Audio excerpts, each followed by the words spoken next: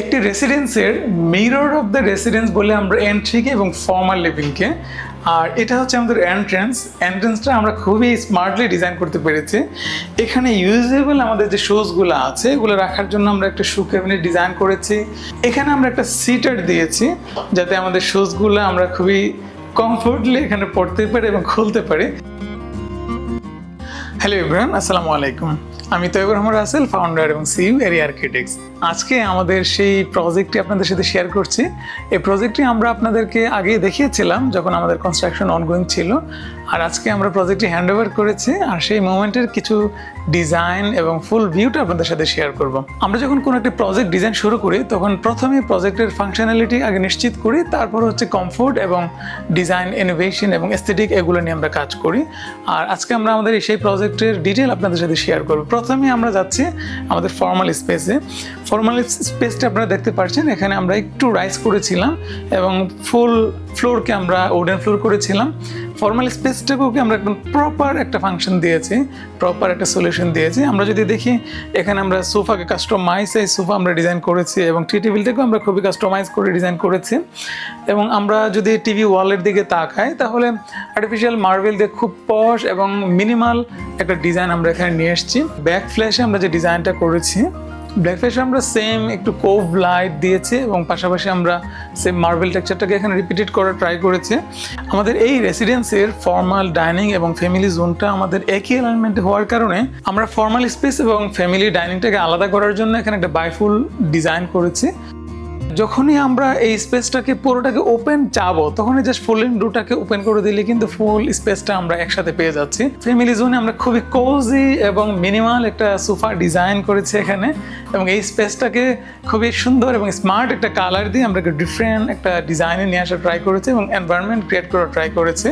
আপনারা খেয়াল করবেন যে এই পুরো বাসাতে কিন্তু কালার নিয়ে আমরা খুব ডিটেল ওয়ার্ক করেছি। ফর্মাল লিভিং এর সোফা, ফর্মাল লিভিং এ আমাদের কার্টেন, বেকওয়ালের কালার, ডাইনিং স্পেসের আমাদের যে ডাইনিং চেয়ার এবং টেবিলের কালার আছে, ফ্যামিলি জোনের যে আমাদের সোফার আর্টিফিশিয়াল লেদার কালার আছে, এবং আমরা যদি দেখি যে আমাদের ওপেন কিচেনের যে আমাদের বার টুলসগুলো আছে এগুলোকে কিন্তু আমরা পুরো একটা কালার কম্বিনেশনে নিয়ে আসছি। ফ্যামিলি স্পেস থেকে আমরা যাচ্ছি প্রথমে চাইল্ড বেড ওয়ানে। চাইল্ড বেড ওয়ান আমরা ডিজাইন করেছিলাম আমাদের দুইটি বেবির জন্য। এজন্যই আমরা দেখছি যে আমাদের এখানে দুইটা পড়ার টেবিল আছে, পাশাপাশি আমাদের মিডল স্পেসে আমাদের ড্রেসিং জোনটা আছে, এবং এখানে আমরা 4 পার্লার একটা ক্যাবিনেট ডিজাইন করতে পেরেছিলাম। আমরা এখানে দেখছি যে একটা proper customize size bed design করা হয়েছে। এখানে একটি সাইড টেবিল ডিজাইন করা হয়েছে এবং আপার পর্শন থেকে আমাদের একটি হ্যাঙ্গিং লাইট ডিজাইন করা হয়েছে। এবং এখানে যদি দেখি চমৎকার একটি কালার নিয়ে আমরা কাজ করেছি।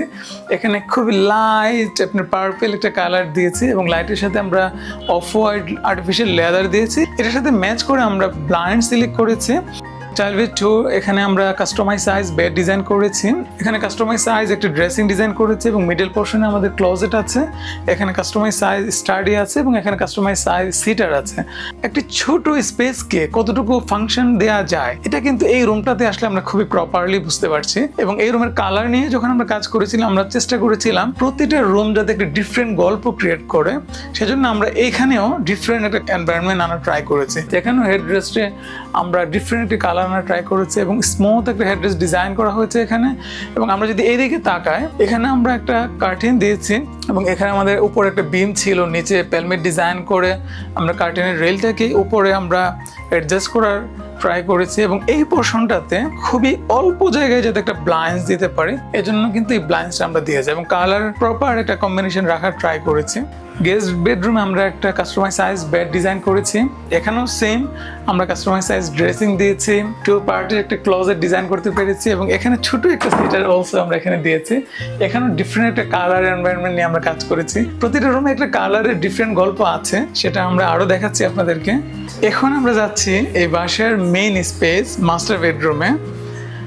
মাস্টার বেডরুমটা হচ্ছে আমরা deep grey and light grey colour কম্বিনেশনে ট্রাই করেছি এবং এখানে আমরা দেখছি খুবই প্রিমিয়াম হেডরেস্ট আছে এবং কাস্টমাইজ সাইজ বেড এবং লেগ পোর্শন আমাদের ডিভান আছে। এবং এখানে আমরা দেখবো যে প্রত্যেকটা ফার্নিচারে কিন্তু খুবই কাস্টমাইজলি ডিজাইন করা হয়েছে।